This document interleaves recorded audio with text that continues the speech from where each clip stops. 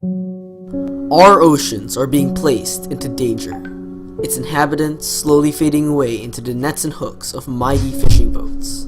Modern fisheries have come a long way from small local businesses, growing into a lucrative and competitive industry that catches 93 million tons of fish every year.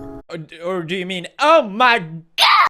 The demands for fish are high, as each person eats an average of 19 kilograms of fish every single year, twice the amount as it was just half a century ago. With billions more mouths to feed, fisheries have been growing at a rate unseen before.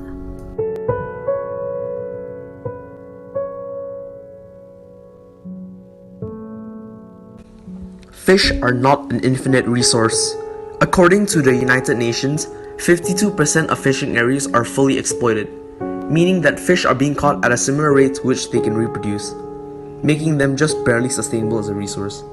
17% of these areas are already overfished, meaning that fish are being caught faster than they can reproduce. And as the demand for fish continues to increase, this number will only get higher. The dire fate the oceans are facing is an immediate one, for most of these overfished areas will die out within years. Already, 7% of the world's fish stocks are almost entirely depleted of their fish. Wow! Unfortunately, the problem is further escalated by exploitative fishing techniques. Large nets, particularly those of deep-sea fishing boats, indiscriminately catch thousands of fish in the matter of minutes. The problem is that the majority of these fish aren't even of the wanted species, and usually end up dying on the ship.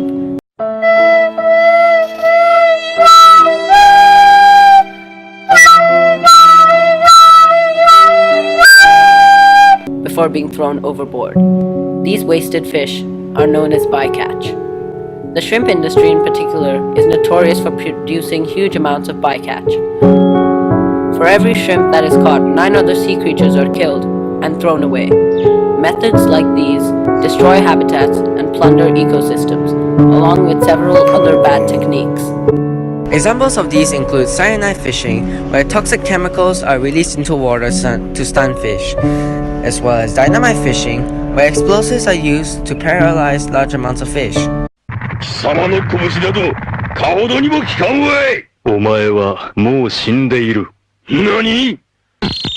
Both of these methods not only kill many unneeded fish, but also cause collateral damage to both the water and surrounding structures such as coral reefs.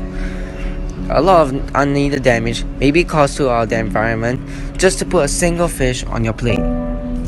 Time for lunch, munch, munch. Time for a munch, crunch, crunch. There are plenty of things we, the public, can do to stop the reckless and pretty much unnecessary slaughter of our fish and our oceans.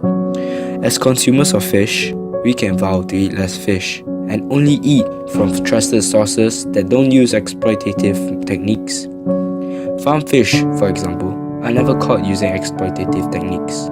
We can avoid buying more exotic fish that tend to be more of an endangered species and generally cost more anyway. And we can also limit the purchase of aquarium fish, as many of them are collected through cyanide fishing. Finally, we can promote reasonable regulations on the fishing industry by supporting our politicians and donating to organizations to better enforce laws we have already placed to help prevent the death of our oceans.